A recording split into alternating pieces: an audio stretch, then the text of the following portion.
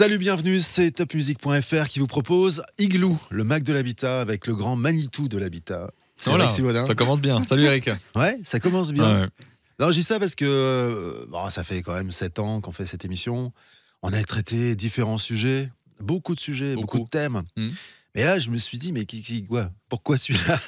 La réhabilitation des friches industrielles. Vous avez rêvé d'un truc, je sais pas, il s'est passé quoi? Je rêve d'autre chose, mais en l'occurrence, j'ai trouvé que c'était un thème intéressant à traiter. Vous allez voir pourquoi. Mais évidemment que c'est intéressant à traiter. Alors pour le traiter ce thème, on a invité quelqu'un que vous connaissez bien, une fois n'est pas coutume, Pierre Aubert, directeur général de Terre et Développement. C'est le groupe Vivialis. Autant être clair, c'est aussi votre groupe. Vous êtes entre vous, mais c'est bien de dialoguer avec des gens qu'on connaît bien, parce que parfois, on peut se poser des questions. Mais quand il y a un vrai savoir-faire, je pense qu'il faut savoir le mettre en avant. Ouais, et puis c'est assez rare, alors donc on le dit et on est transparent là-dessus. Bonjour à tous. Vous allez bien? Très très bien. Et pour le coup, moi j'en rêve des réhabilitations de friches. Donc ça tombe bien, effectivement. Ah, c'est ça. Vos nuits sont très agitées. Donc exactement. Ah, vous ne rêvez pas de Cédric Simondin? Si, de temps en temps. De temps en temps. Bon. Alors les friches industrielles, c'est un vrai sujet, un sujet traité par Igloo, le Mac de l'habitat, donc. Oui, c'est un vrai sujet parce que vous savez qu'on a déjà traité plusieurs thèmes des problématiques liées à la pénurie de terrain, liées aussi à la loi ZAN, zéro artificialisation nette, on va en parler. Donc les friches, c'est encore un des derniers endroits où on peut trouver du terrain à bâtir. Sauf que la reconversion de friches nécessite un vrai savoir-faire, je l'ai dit tout à l'heure, et puis les élus ont du mal à trouver des interlocuteurs qui regroupent l'ensemble des compétences que cette réhabilitation, pour que cette réhabilitation soit vraiment une réussite. Donc nous, on a mené notre enquête, mais pas trop loin quand même, parce qu'on en avait une sous la main, et puis on a trouvé la société Terre et Développement. Alors j'en parle parce que, sans flagornerie, c'est quand même une des entreprises les plus performantes en la matière sur la reconversion de friches, qui a souvent été primée, et donc c'était important là vraiment de la mettre en avant, parce qu'il y a un réel savoir-faire. C'est une spécialité ça, rénoveur de friches. C'est devenu une vraie spécialité pour Terre et Développement. Vraiment, ouais, réellement. Et il y en a d'autres, des boîtes qui font ça? Oui, il y en a quelques-unes, mais qui sont peut-être un petit peu moins, qui sont performantes, mais peut-être un petit peu moins. Il y a un vrai savoir-faire. Voilà, disons-le tel que comme ça. Voilà. Mais à 2 pas de ce studio, par exemple à Schiltigheim, il y a plein de friches. Il y a plein de friches. On vit autour de friches, en fait. Oui, il n'y en a pas trop en Alsace, mais il y en a encore quelques-unes. Ok. Bon, première question. Ouais. Allez, pour Pierre Aubert. Alors pourquoi cet intérêt déjà dans la reconversion des friches industrielles et commerciales? Alors j'aimerais vous répondre en 2 temps. Alors tout d'abord, le cadre réglementaire nous y a poussé. La loi Climat et Résilience, dite loi ZAN, qu'on connaît maintenant un peu tous, a pour but de lutter contre l'artificialisation des sols, la lutte contre l'imperméabilisation des sols. Pour faire simple, cette loi va mettre fin à 70 ans d'étalement urbain. Il faut savoir qu'en France, c'est tous les ans 20 à 30 000 hectares de terre qui sont artificialisés. À côté de ça, la France est un des pays de l'Union européenne qui s'est le plus désindustrialisé, avec pour conséquence des sites qui sont à l'abandon un peu partout en France, dont Schiltigheim, effectivement. Ce qui est intéressant avec la loi ZAN, c'est qu'elle va massivement orienter la transformation de l'existant, et elle va effectivement mettre fin à un schéma qu'on a tous connu, qui était le schéma de l'étalement urbain.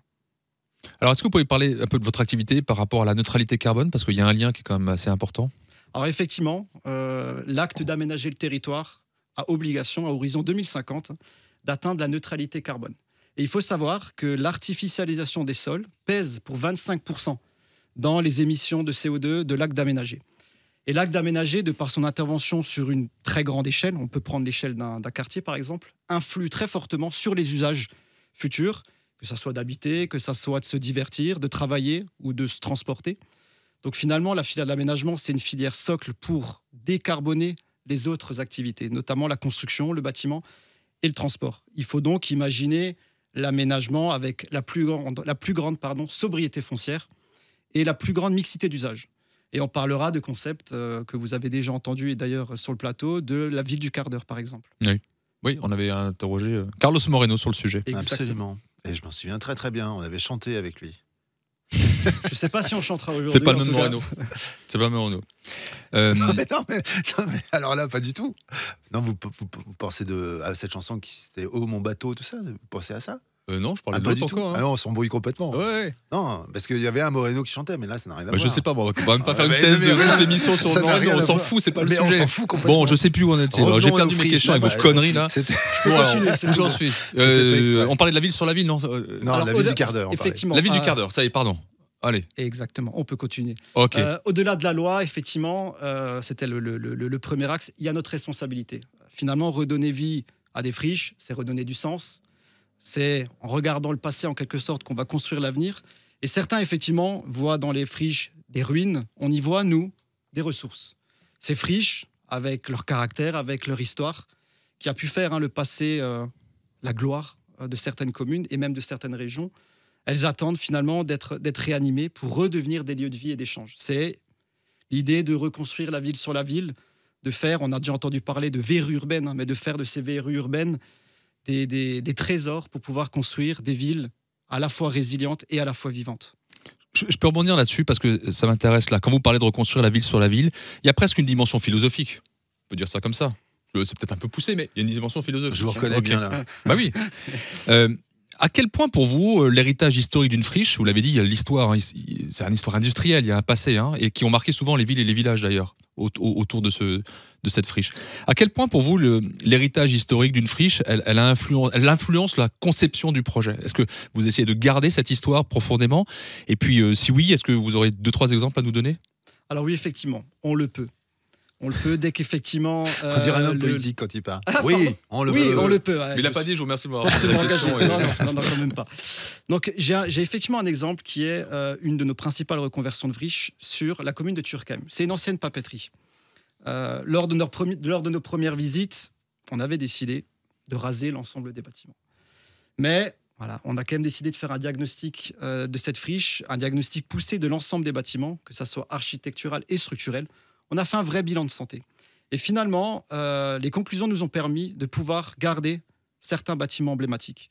On a même gardé une partie de façade sur laquelle le nom de l'ancienne entreprise de papeterie qui produisait sur site va être conservé et va être imbriqué dans une opération de promotion mobilière neuve. Et c'est effectivement assez formidable de pouvoir finalement entremêler le passé avec l'avenir en faisant notre métier. Dans le même cadre, cette opération, elle est traversée par un canal usinier. On a souhaité garder le schéma historique de ce cours d'eau. On a réouvert le cours d'eau, on a végétalisé les berges et on a imaginé notre opération de part et d'autre de ce cours d'eau en y implantant des ponts, des passerelles pour pouvoir le franchir. Et ce que disait, pardon, je vous interromps, parce que ce que disait Cédric est très intéressant justement sur la philosophie, parce que tout ce que vous décrivez là, vous n'êtes pas du tout obligé de le faire. Pas du tout. Pas du tout. Et effectivement, l'objectif, c'est d'aller plus loin que la loi. Ouais. Parce qu'effectivement, et Cédric l'a dit, c'est vraiment une philosophie d'intervention sur ces friches. Et pour finir sur cet exemple, et ça montrera bien effectivement le caractère symbolique effectivement de notre démarche, c'est qu'à l'entrée du site, on avait un bâtiment. Et avec l'aide de la mairie, on va pouvoir le réhabiliter, on va le transformer.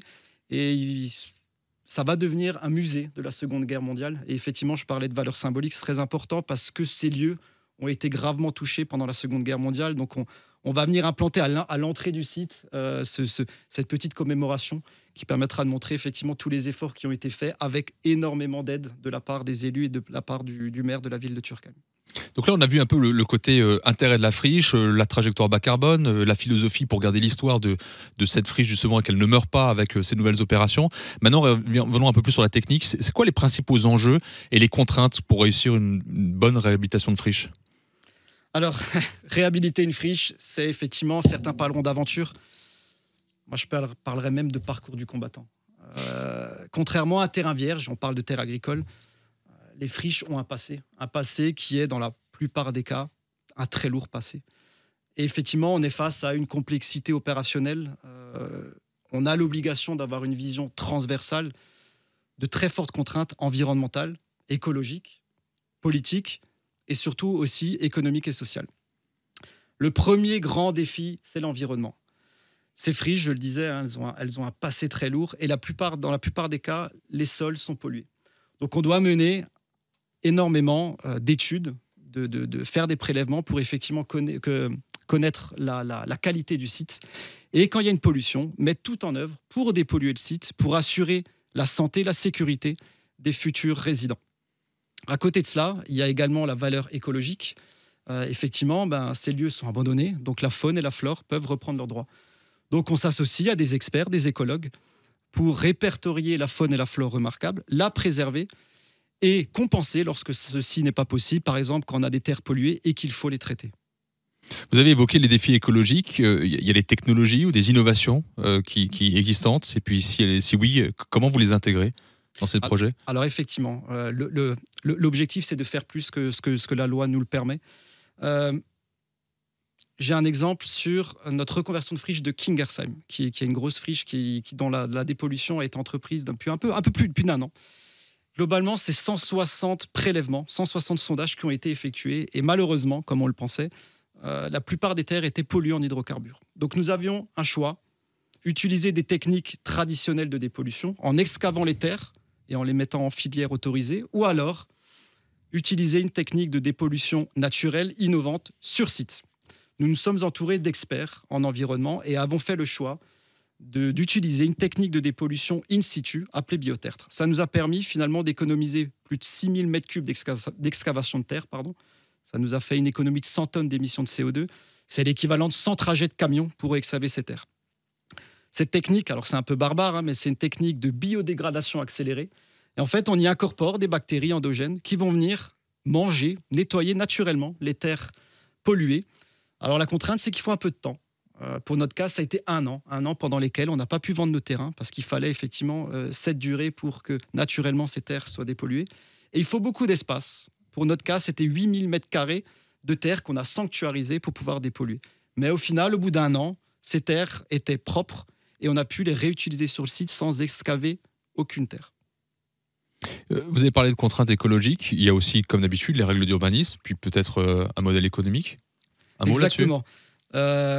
Dans la plupart des cas, les normes d'urbanisme des mairies, donc les PLU dans la plupart des cas, ne sont pas compatibles avec nos projets. Donc il y a un gros travail main dans la main avec les élus et avec les services instructeurs pour, dans la plupart des cas, modifier les PLU pour qu'ils puissent être compatibles avec nos opérations de reconversion de friche. Et effectivement, vous parliez de défis économiques. Effectivement, il n'est pas des moindres. On est sur des opérations, sur des temps très très longs. Et finalement, les porteurs de projets, que sont par exemple les aménageurs fonciers, doivent engager l'ensemble des dépenses pour organiser l'ensemble des expertises. On doit acheter les terrains, démolir les bâtiments, désamianter, dépolluer les sols avant même de pouvoir engendrer le premier euro. Donc finalement, se lancer dans une reconversion de friche, ça nécessite une assise financière suffisante pour effectivement pouvoir supporter l'ensemble de ces coûts et les risques inhérents à ce métier de reconversion de friche. Il faut avoir les reins solides. Il faut avoir les reins solides, effectivement. J'aimerais qu'on évoque maintenant la dimension humaine, parce que lorsqu'on intervient sur des friches de cette envergure, évidemment, il y a tout un... Déjà, la ville, le village est concerné, mais il y a surtout le quartier, qui a une habitude d'avoir, depuis des décennies, cette friche à l'abandon. Cette dimension, elle est très forte dans vos projets. Et comment vous gérez l'implication des riverains et des élus? Comment vous assurez un dialogue constructif avec ces parties, surtout lorsque les attentes sont divergentes? Comment ça se passe? On sait que c'est rock'n'roll. C'est le terme, c'est rock'n'roll. Effectivement, le défi humain, il est de taille. Les élus, les habitants, les riverains, chacun a ses désirs, ses attentes, ses craintes. Certains, effectivement, ces friches, c'est un lieu qui peut être parfois paisible, qui est assez calme, donc redoutent le bruit, la densité qu'on va apporter, la circulation qu'on va apporter. Quand d'autres, effectivement, quand ces lieux sont plutôt font un peu preuve d'insécurité, ils sont très heureux de pouvoir voir un nouveau projet arriver et que finalement ces lieux soient transformés en lieu d'animation, en lieu de vie et lieu sûr. C'est pas uniquement avec des briques et des mortiers qu'on crée un lieu de vie. Finalement, c'est beaucoup de dialogue, beaucoup d'écoute et un respect sincère. Il faut faire preuve de patience, malheureusement, d'échange, effectivement, mais c'est aussi pour nous une formidable occasion de bâtir finalement un projet qui fait sens pour tous. Et du coup, on intègre cette démarche très en amont dans nos opérations et on intègre l'avis de la communauté immédiatement. Quelques exemples, on organise très régulièrement des réunions publiques. Donc on s'ouvre aux côtés des élus, à tous les avis, des riverains, des habitants, et on leur explique effectivement comment nous souhaitons mener nos projets. Ce qu'on fait également, c'est qu'on ouvre nos chantiers. Finalement, on ouvre les portes et on peut montrer ainsi aux riverains la complexité de ces reconversions de friches et surtout les enjeux qui gravitent autour pour que tout le monde puisse comprendre effectivement la tâche effectivement qu'on aura à entreprendre. C'est vraiment du dialogue, je le redis. Il faut écouter les avis des gens avec le risque que nos projets puissent parfois être modifiés. Et ça a été le cas, par exemple, sur notre reconversion de friche à Turckheim. Une des craintes des riverains, c'était la circulation. Quand vous venez effectivement avec plus de 260 logements, ça fait un peu de véhicules qui vont arriver en face de chez eux. Donc, une étude de circulation a été faite par un cabinet extérieur. Et les conclusions, elles nous ont été un petit peu compliquées parce qu'on a dû effectivement modifier notre projet parce qu'elles n'étaient pas en lien avec notre projet. Donc on a modifié tout notre schéma de circulation, tout notre schéma de voirie pour être compatible avec ce schéma de circulation et pour pouvoir répondre aux craintes finalement des riverains. C'est essentiel quand on est sur des projets de cette taille. Il faut absolument que ces projets puissent s'intégrer dans la vie de tous. Donc c'est systématique pour nous. Et effectivement, comme le dit un proverbe qui est assez intéressant, c'est il faut un village tout entier pour élever un enfant. Dans notre cadre, il faut toute une communauté pour faire vivre une opération de réhabilitation. Oui, c'est un peu la méthode suisse, quoi. On travaille très en amont et une fois que tout est validé, après ça roule tout seul. Encore une dernière question là sur les. Maintenant, on a bien compris l'intérêt, mais pourquoi Terre et Développement, finalement, elle s'engage dans la reconversion de friches? Parce qu'il y a plein d'autres domaines dans lesquels Terre et Dé pourrait ou est acteur. Pourquoi justement cette spécificité? Alors, on s'est investi humainement et financièrement dans la reconversion de friches bien avant la loi ZAN, donc bien avant effectivement que le cadre réglementaire nous y impose.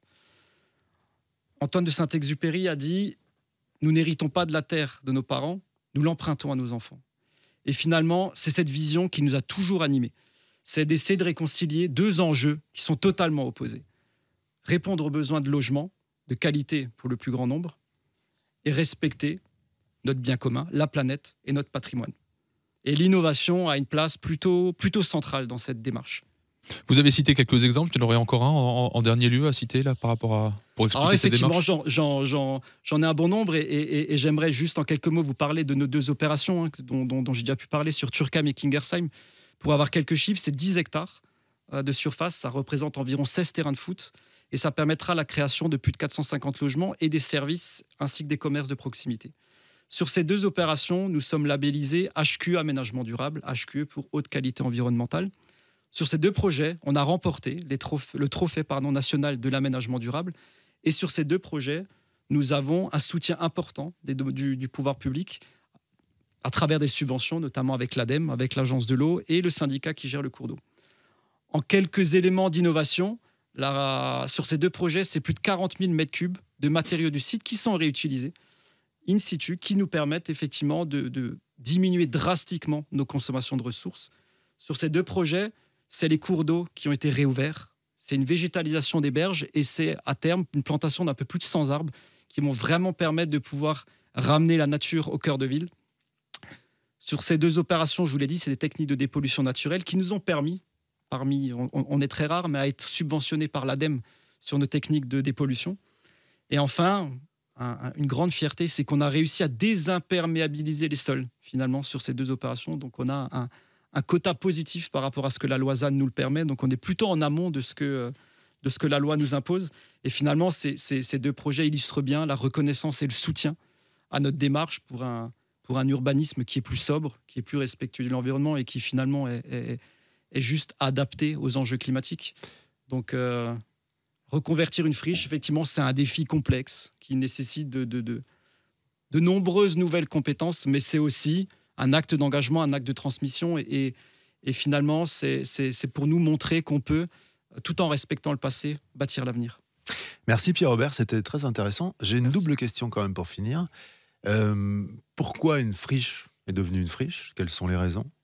Et est-ce qu'il existe encore aujourd'hui, je ne sais pas si c'est un risque, en tout cas les possibilités qu'une usine, qu'un bâtiment, qu'un terrain devienne une friche?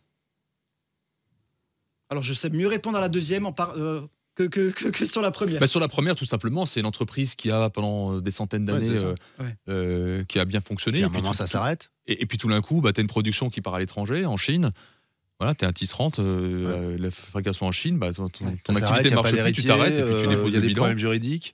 Et puis le truc reste à l'abandon, c'est tout. Voilà. Et ça dure longtemps. Et ça dure longtemps. Voilà. Et ça devient une friche. Et alors, est-ce qu'il y a un risque pour que des friches existent encore dans les années à venir, quelque part, en France, en Alsace? Alors oui, clairement, bien évidemment. Il n'y a pas plus de lois qui permettent justement d'aller plus vite, non? Non. On peut très bien se retrouver avec une friche au plein cœur de Strasbourg demain. Oui, mais les bâtiments sont différents. Les bâtiments de l'époque, c'était. Oui, mais ça fait partie de la question. Des bâtiments aussi qui étaient énormes parce que les machines-outils étaient énormes. Ouais. Aujourd'hui. Donc il y aura moins de friches quand même. Il y aura beaucoup moins de friches qu'il y en a eu. Et surtout sur des moindres tailles, effectivement. Oui, c'est ça. effectivement. Ok. Il n'y a pas, par exemple, une brasserie à Schiltigheim. C'était des friches. Il y a Oui, pas oui, si longtemps. exactement, C'est tout à devenu- fait, tout à fait. c'est tout devenu à des fait. quartiers et ça, Ouais. ça n'arrivera plus. On ne sait pas. Bon, Oui, c'est pas- j'allais dire, je préfère Bon, dire bah, on ne sait pas. On fera une émission dans 10 ans. Voilà. On verra s'il y On a fera d'autres friches. l'émission 17 et puis 17. Ouais. 17 saison Voilà. 17. Bon, et vous me confirmez bien que le château de Cédric Sémonin n'est pas en friche. Écoutez, pas encore, Je je crois qu'il a non. un château, mais en Espagne. Inondé en ce moment. Inondé, pas mal. Merci à vous deux. En tout Merci cas. à vous. C'était Igloo, le Mac de l'habitat, retrouvé sur topmusic.fr, sur tous les réseaux sociaux, sur Facebook, c'est Igloo on Air, évidemment sur le site internet avec toutes les émissions depuis le début, igloonair.com. Oui, tout simplement. Voilà, un truc comme ça. Ouais. À bientôt. À bientôt. Merci, salut. Au revoir.